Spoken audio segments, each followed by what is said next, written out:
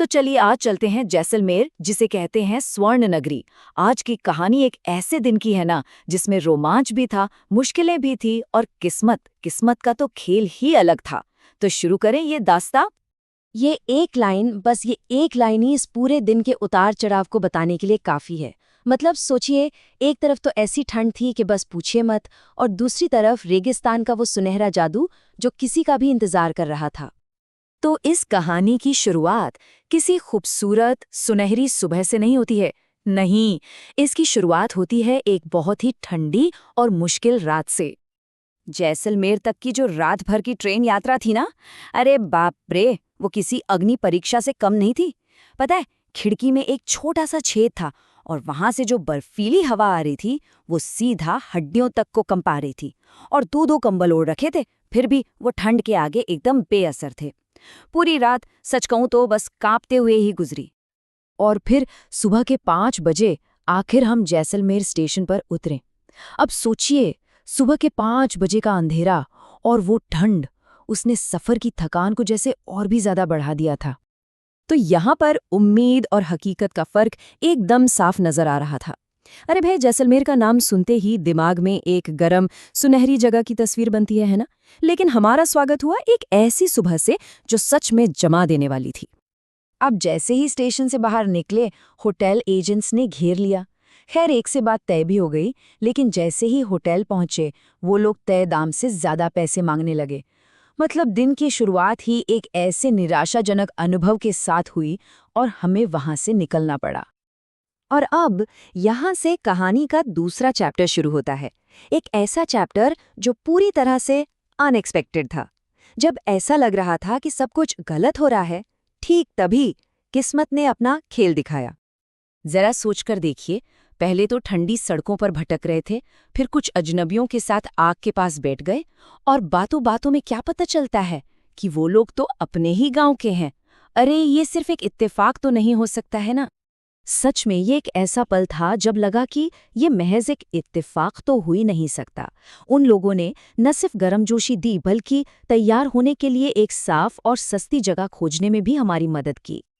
इतनी सारी मुश्किलों के बाद दिन का पहला अच्छा एक्सपीरियंस मिला जैसलमेर के मशहूर नाश्ते, दाल पकवान के रूप में। मसालेदार दाल के साथ वो एकदम कुरकुरा पापड़ जैसा पकवान, उफ, उसने दिन की सारी कड़वाहट भुला दी।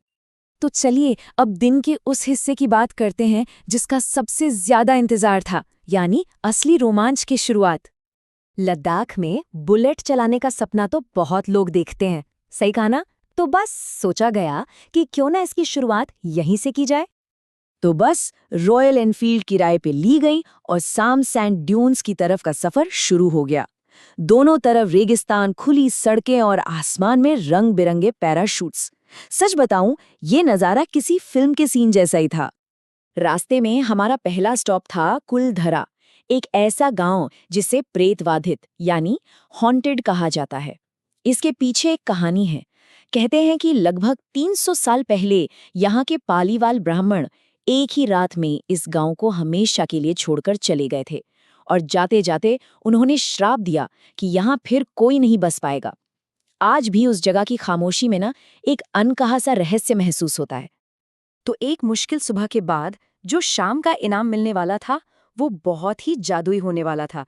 दिन भर के सब्र का फल रेगिस्तान के टीलों के बीच में मिला। कुलधरा के बाद हम अपने पहले से बुक किए हुए डेजर्ट कैंप पहुंचे, और फिर वहां शुरू हुआ असली मजा। पहले तो रोमांचक जीप सफारी, फिर ऊंट की सवारी, और उसके बाद रेत के टीलों पर बैठकर सूर्यास्त का इंतजार। और वो सूर्यास्त, जब सूरज धीरे धीरे डूब रहा था और उसकी सुनहरी किरणें रेत की टीलों पर पड़ रही थीं, वो नज़ारा सच में जादुई था। मतलब एक ऐसा सीन जो हमेशा के लिए यादों में बस जाता है। शाम ढलते ही कैंप में कल्चरल प्रोग्राम शुरू हो गया। गर्मा गर्म पकौड़े और चाय के साथ एकदम राजस्थानी अंदाज में स्वागत हुआ। और फिर लाइव लोक संगीत और डांस ने तो जैसे समा ही बांध दिया, जो बहुत ही मंत्रमुग्ध कर देने वाला था। तो एक ठिठुरती हुई सुबह से लेकर रेगिस्तान के तारों भरे आसमान के नीचे नाचने तक, ये दिन किसी सपने जैसा था। लेकिन हर कहानी का अंत सुखद हो, ये जरूरी तो नहीं। इस रोमांचक सफर में एक और खतरनाक मोड़ आना अभी बाकी था। अगली सुबह जैसा सोचा था वैसी बिल्कुल नहीं थी। उस धुंध भरे रेगिस्तान में कुछ ऐसा हुआ जो बहुत ही गलत था। लेकिन सवाल ये है कि आखिर हुआ क्या था? इसका जवाब वो तो अगले सफरनामे में ही मिलेगा।